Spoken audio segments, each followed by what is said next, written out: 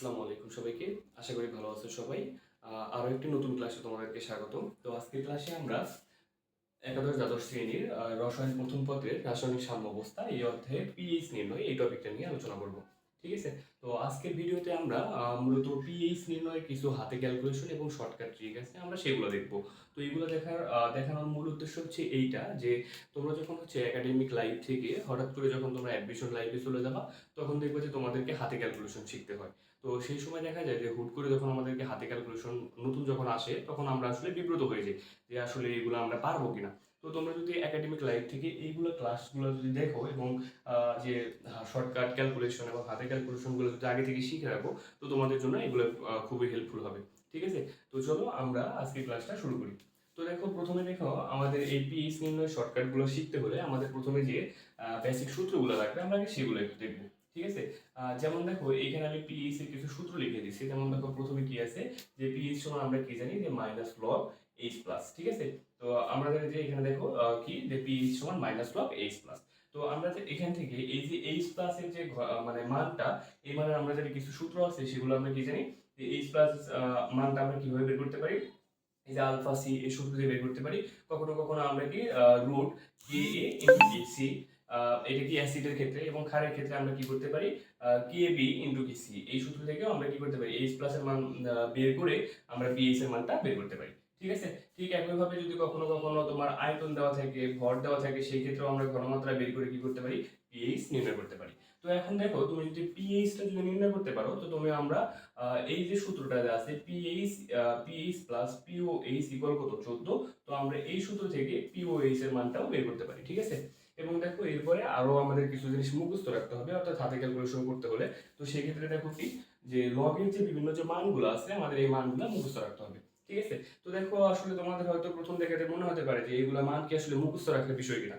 তো হ্যাঁ, তোমাকে হাতে ক্যালকুলেশন শিখতে হলে অবশ্যই মুখস্থ রাখতে হবে। কেন দেখো এবং এগুলো আসলে মুখস্থ রাখা খুব বেশি একটা কঠিন না। দেখো আমি তোমাদেরকে একটা ট্রিক শিখাই। তুমি শুধুমাত্র এই লগ 2 এর মানটা মুখস্থ করবা। কি করবে ভাইয়া? শুধুমাত্র এই লগ 2 এর মানটা মুখস্থ করবা। তো লগ 2 এর মান কত? তুমি যা শুধু মনে রাখো কত 0.3। কত লগ 2 এর মান কত 0.3। আর আমরা সবাই জানি যে লগ এর মান কত 0, লগ 10 এর মান কত 1। এখন দেখো লগ 2 এর মান যদি 0 হয় 0.3 হয় তো এরপরে কি মনে রাখবা যে প্রত্যেক ক্ষেত্রে ভাইয়া 0.2 করে বাড়বে। অর্থাৎ কত দেখো যে লগ কত আছে 3, 3 এর সাথে তুমি 2 বাড়ালে কত হবে 5 অর্থাৎ কত 0.5। আছে কত 5 তাহলে 2 বাড়াও কত 0.7। আছে কত 6 2 বাড়াও 0. কত 8 আছে কত 7 0.9 এবং লগ 8 এর মান কত মনে রাখবা 0.9 এবং লগ 10 এর মান আমরা জানি কত 1। ঠিক আছে? তো তুমি এই ভ্যালুগুলো জানার পর আমরা এই মানগুলো মুখস্থ করার পর আমরা দেখো আমরা পিএইচ এর মানগুলো এখন খুব সহজে হাতে ক্যালকুলেশন করতে পারবো। ঠিক আছে? তো দেখো আমাদের প্রথম যে টপিকটা আছে প্রথম যে টাইপ 1 আমরা কি দিয়েছি এখানে দেখো যে শুধুমাত্র 0 এবং কি 1 এর জন্য প্রযোজ্য।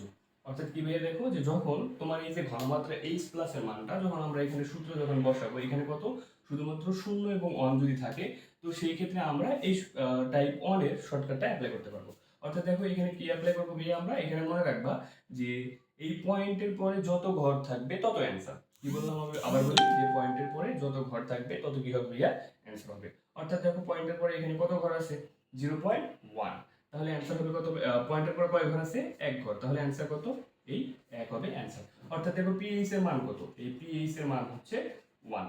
তো এখন দেখো তুমি যদি পিএইচ এর মান জানো তুমি কি করতে পারো পিওএইচ এর মানটা বের করতে পারো কোন সূত্র থেকে এই সূত্র থেকে। অর্থাৎ বসাও দেখো অর্থাৎ পিএইচ প্লাস পিওএইচ ইকুয়াল আমরা কি জানি 14। সুতরাং পিওএইচ ইকুয়াল আমরা কি করতে পারি এই 14 মাইনাস কত 1 কারণ পিএইচ এর মান কত 1। তাহলে আমরা পিএইচ টা কত পাবো এই 13 পাবো। ঠিক আছে?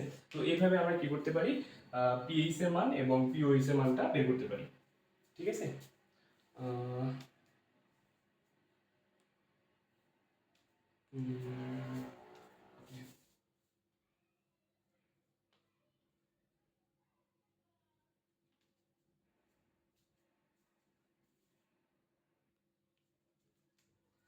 ঠিক আছে দেখো তো আমরা দেখো প্রথম ম্যাথটা সলভ করলাম। তো এটা ছিল কি দেখো 1 নাম্বারটা। তো 2 নাম্বারটা যদি আমরা দেখি দেখো পয়েন্টের পরে আমাদের এখানে কত ঘর আছে পয়েন্টের পরে দেখো যদি হিসাব করে এখানে 1 2 3 4 5 6 তাহলে অ্যানসার হবে কত ভাইয়া 6। তাহলে পিএইচ এর মানটা কত হবে 6। তো তুমি পিএইচ পাইলে তুমি ওই সূত্র থেকে তুমি কি করতে পারো পিওএইচ এর মানটাও বের করতে পারো। ঠিক একইভাবে দেখো 3 নাম্বারটা আমাদের কি আছে যে লগ পয়েন্ট কত 1 2 3, তাহলে অ্যান্সার হবে কত ভাইয়া, পিএইচ এর মানটা কত হবে 3 হবে। ঠিক আছে, তো এইটাই হচ্ছে আমাদের কি ছিল টাইপ 1টা। ঠিক আছে, তো এরপরে দেখো হচ্ছে আমরা টাইপ 2 নিয়ে আলোচনা করব। ঠিক আছে, তো টাইপ 2 দেখো এখানে কি আছে যে এটা হচ্ছে কি দেখো ভাইয়া যে যে কোনো সংখ্যার জন্য, অর্থাৎ দেখো এবার কিন্তু 0 এবং 1 নিয়ে নাই, এখানে কি আছে 2 আছে। তো এই ধরনের ম্যাথগুলোর ক্ষেত্রে আমরা কিভাবে করব সেটা যদি একটু দেখাই। তো মনে রাখবা এখানে এইগুলো একটু সলভ করা হাতে ক্যালকুলেশনের ক্ষেত্রে দেখো কি করতে হবে।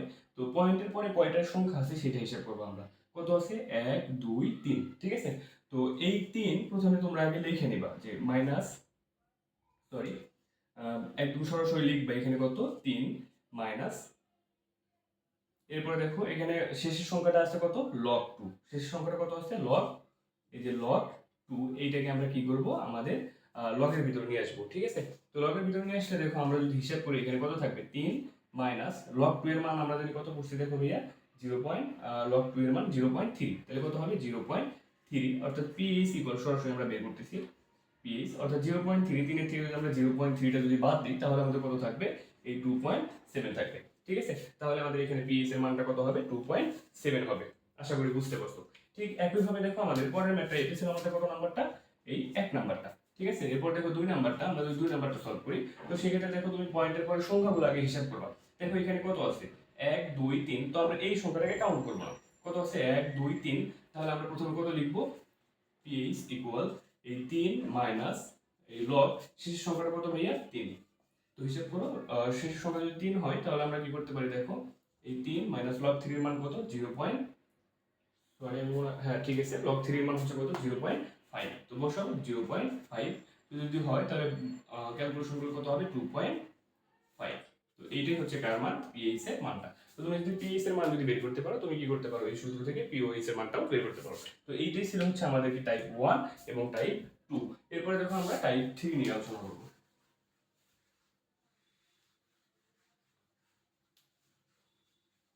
দেখো ভাই টাইপ 3 তে এখানে দেখো কি আছে যে কখনো কখনো যদি এইভাবে যদি ঘনমাত্রা যদি দেওয়া থাকে, ঠিক আছে, এইভাবে ঘনমাত্রা দেওয়া থাকলে pH এর মানটা কত। তো দেখো প্রথম ক্ষেত্রে কি মনে রাখবা যে এই যে সামনে যে সংখ্যাটা থাকবে এই সংখ্যাটা সামনে যে মানে অর্থাৎ পাওয়ার আকারে যে সংখ্যাটা থাকবে এটা সামনে আসবে এবং এইটা যাবে লগের ভিতরে।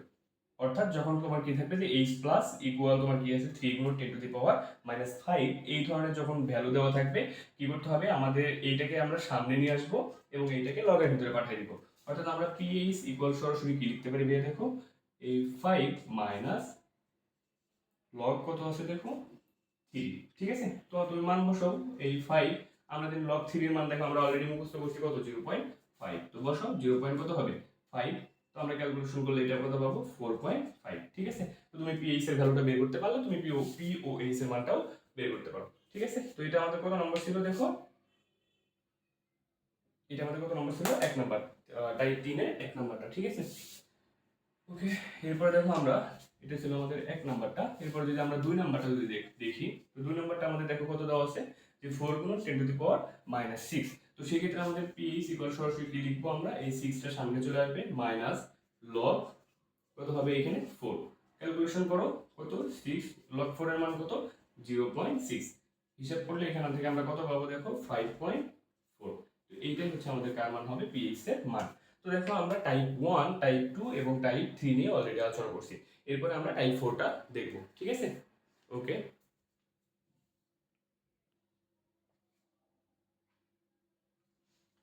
ঠিক আছে ভাইয়া, দেখো এরপরে হচ্ছে আমরা টাইপ 4টা নিয়ে আলোচনা করব। ঠিক আছে, তো দেখো আমরা টাইপ 4 এ দেখো কি দেখবো ভাইয়া এখানে টাইপ 4 এ দেখো যে যদি তোমার কখনো এমন থাকে যে pH টাই দেওয়া আছে তোমাকে কি করে বের করতে বলছে ভাইয়া ঘনমাত্রাটা বের করতে বলছে। ঠিক আছে, অর্থাৎ কি দেখো যে তোমাকে এই টাইপে তোমাকে pH টাই দেওয়া থাকবে, তোমাকে বলবে ঘনমাত্রাটা কত।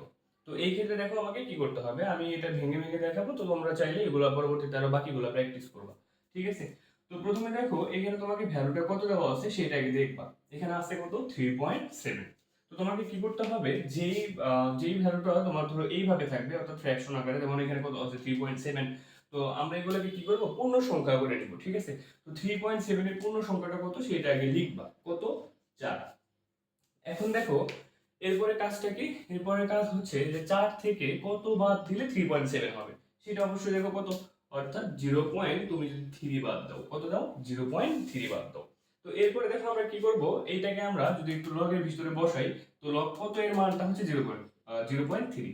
অর্থাৎ এরপরে কি করতে হবে, যে 4 মাইনাস আমরা জানি লগ কত মান, আমরা এখানে করছিলাম যে লগ 2 এর যে ভ্যালুটা ছিল সেটা কত 0.3, অর্থাৎ 0.3 জায়গায় আমরা কি বসাইতে পারি লগ 2। এর আগে দেখো, এর আগের টাইপে অর্থাৎ টাইপ 3 তে আমি দেখাইছিলাম যে যখন ঘনমাত্রা দেওয়া থাকে, যেমন সাপোজ ধরো এরকম যে h প্লাস এর ভ্যালুটা দেওয়া আছে এরকম যে 2 গুণন 10⁻⁵। তো আমরা কি করছি pH নির্ণয়ের ক্ষেত্রে, যে এই 5 টাকে সামনে নিয়ে আসছি এবং এই 2 টাকে লগের ভিতরে দিছি। তো তাহলে দেখো আমাদের এই ক্ষেত্রে দেখো কি আছে, অর্থাৎ যেটা পাওয়ার আকারে থাকতো সেটা কি আসতো সামনে আসতো, এবং যেটা সামনে ছিল সেটা লগের ভিতরে যায়। তাহলে দেখো তো এই সংখ্যাটা তাহলে যদি আমরা ঘনমাত্রার সময় যদি লিখতে যাই তাহলে এটা কই যাবে, পাওয়ার আকারে যাবে, এবং লগের ভিতরে যেটা থাকবে সেটা কই আসবে, সামনে আসবে। ঠিক আছে, তো তাহলে আমরা কি লিখতে পারি দেখো তো, এটাকে আমরা যদি ক্যালকুলেশন করি, অর্থাৎ h প্লাস, এটাকে আমরা কি লিখতে পারি দেখো, যদি আমরা লিখি তাহলে যে 2 গুণন 2 গুণন 10⁻⁴। এইটাই হচ্ছে কি হবে ভাইয়া এই h প্লাস এর ভ্যালুটা। ঠিক আছে, আশা করি বুঝতে পারছো। তো তোমরা দেখো এখানে যে কোনো কিছু দিয়ে লিখতে পারো, যদি এটা ধরো 2 পয়েন্ট যদি আমি 7 দিতাম তাহলে দেখো কি হতো সেটা যদি আমরা একটু দেখি। ধরো আমি এবার বললাম যে pH এর মানটা দেওয়া আছে কত 2.7, ঘনমাত্রা h প্লাস ইকুয়াল টু হর। তো কি করবো আমরা, 2.7 এর পূর্ণ সংখ্যা হচ্ছে কত 3, বিয়োগ কত বাদ দিলে 0.3, তাহলে লেখো 3 মাইনাস কত লগ কত এর মান, লগ 2 এর মান এটা।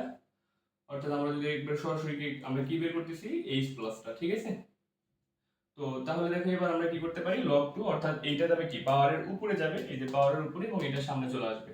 অর্থাৎ দেখো 2 গুণন কত 10⁻⁻3, এইটাই কি হবে ভাইয়া h প্লাস এর ঘনমাত্রাটা। ঠিক আছে, আশা করি এটা বুঝতে পারছো। তো এর পরবর্তীতে দেখো আমরা পরের টাইপটা দেখব। তো পরের টাইপটা যদি আমরা দেখি টাইপ 4, দেখো টাইপ 4 এর ক্ষেত্রে আমরা কি দেখব, যে টাইপ 4 এর ক্ষেত্রে আমাদের এখানে কি আছে দেখো, যে পিএইচ এর পরিবর্তন। অর্থাৎ যদি কখনো এমন হয় যে তোমার ধরো যে পিএইচ আগে ছিল কত, ধরো 5 ছিল, হয়েছে কত 2, তাহলে পরিবর্তনটা কত হবে, মানে 5 থেকে তোমার কি হয়েছে 2, তার মানে দেখো পরিবর্তন হয়েছে এখানে। আবার ধরো কখনো যদি এমন হয় যে 2 থেকে কত হয়েছে 5, তো সেই ক্ষেত্রে তুমি সরাসরি h প্লাস ইকুয়াল কি মনে রাখবা, যে h প্লাস ইকুয়াল কি হবে এই ডেল পিএইচ টা, অর্থাৎ পিএইচ এর যে পার্থক্যটা হবে। তো এইখানে এই ডেল পাওয়ারটা যদি তোমার কি হয়, যদি পজিটিভ হয়, তো সেই ক্ষেত্রে কি মনে রাখবা, ধরো তোমার এখানে সাপোজ 3 আসছে, ধরো +3 আসছে, এখানে শুধু 3 আসছে, তাহলে তুমি কি কি বলবা, যে তোমার কি পিএইচ এর মানটা এত গুণ কি পায়, বৃদ্ধি পায়। অর্থাৎ প্লাস হলে কি পাবে, যে ড্যাশ গুণ বৃদ্ধি পায়, এবং এখানে যদি কখনো মাইনাস আসে তখন কি হবে, হ্রাস পাবে পিএইচ এর মানটা। ঠিক আছে, তো এইটা এইভাবে হচ্ছে আমরা কি করতে পারি, ঘনমাত্রাগুলো বের করতে পারি। তো আজকের ভিডিও এই পর্যন্তই। দেখো আমরা এই ক্লাসে পিএইচ এর যতগুলা তোমার শর্টকাট ট্রিক আছে আমি সবগুলো দেখানোর চেষ্টা করছি। তো এই ভিডিওর মাধ্যমে তুমি হচ্ছে কিভাবে হাতে ক্যালকুলেশন করতে হয়, ক্যালকুলেটর ছাড়া কিভাবে ম্যাথ করতে হয়, তুমি এগুলো শিখতে পারছো। তো আশা করি আমি এই পেজ থেকে এই ধরনের আরো অনেক ভিডিও দেওয়ার চেষ্টা করব। তোমরা এই ভিডিওগুলো অবশ্যই মনোযোগ সহকারে দেখবা, এবং এগুলো কি করবা, তুমি খাতায় নোট করে রাখার চেষ্টা করবা। এগুলো তোমাকে অ্যাডমিশন লাইফে এবং তোমার একাডেমিক লাইফেও অনেক সময় সাহায্য করবে। ঠিক আছে, তো ঠিক আছে, ধন্যবাদ সবাইকে। আজকের ভিডিও এই পর্যন্তই। ধন্যবাদ সবাইকে।